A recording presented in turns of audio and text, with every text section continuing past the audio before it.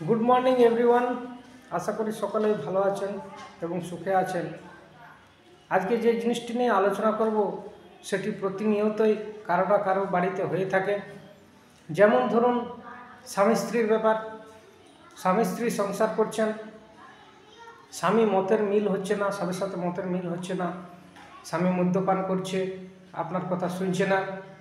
এই অবস্থায় আপনার কি করণীয়? তো একটা গল্প আছে, তারা এবং জয়ের। তাদের সংসারে মিল হচ্ছিল না এবং তারা বিবাহ বন্ধনে আবদ্ধ হয়েছিল। তারা একটি বিয়েবাড়িতে যাবার পর তারার সাথে জয়ের ঝামেলা হয় এবং জয় বাড়ির থেকে বেরিয়ে যায়। সেই অবস্থায় তারা চিন্তা করতে থাকে যে স্বামীর যেন কোনো ক্ষতি না হয়। এমত অবস্থায় তাদের বাড়িতে গুরুদেবের পদার্পণ হয়। গুরুদেব তারাকে একটি মন্ত্র বলে, সেই মন্ত্রটি তারাকে 108 বার জপ করতে বলে।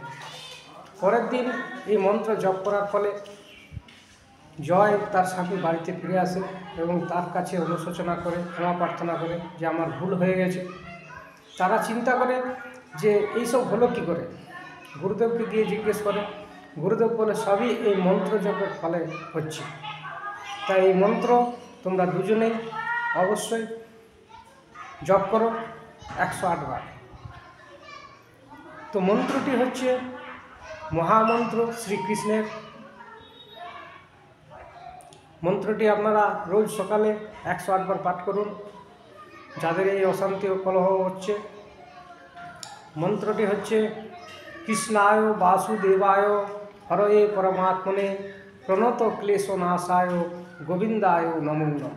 লাস্টে প্রণাম করবেন।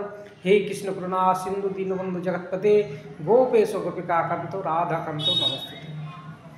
এইগুলি হলে আপনারা এগুলি অবশ্যই পালন করুন, দেখবেন আপনাদের শুভ ফল ঘটবে। জয় তারা, জয় বজরঙ্গবলী। সবাই ভালো থাকুন।